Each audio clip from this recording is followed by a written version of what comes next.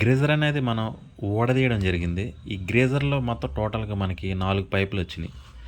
ఆ పైపులు ఏంటంటే 1, 2 యూ షేప్‌లో ఉన్న pipe, 3 straight pipe, fourth pipe. ఏ పైపులు దేనికి ఏమేమి పని చేస్తాయో చూద్దాం.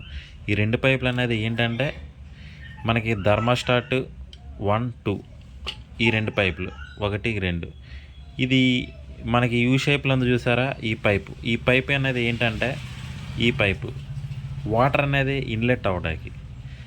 ఈ యూ షేప్‌లో ఎందుకు ఇచ్చాడంటే వాటర్ అనేది మనకి నిండాక వాటర్ అనేది రిటర్న్ రాకుండా ఉండడానికి యూ షేప్‌లో అనేది పైప్ ఇస్తాడు. ఇలా యూ షేప్ ఉందంటే మనకి వాటర్ అనేది ఇన్లెట్ అని. ఓకేనా? ఇన్లెట్ ఇలా యూ షేప్ అని ఇవ్వడం వల్ల వాటర్ అనేది నిండాక రిటర్న్ వెళ్ళకుండా ఉండడానికి మనకి యూ షేప్‌లో ఇస్తారు. అట్లాగే స్ట్రైట్‌గా ఉన్న పైప్ ఏంటంటే మనకి హాట్ వాటర్ అనేది వెళ్ళడానికి మనకి ఈ పైప్ అనేది ఉంటది.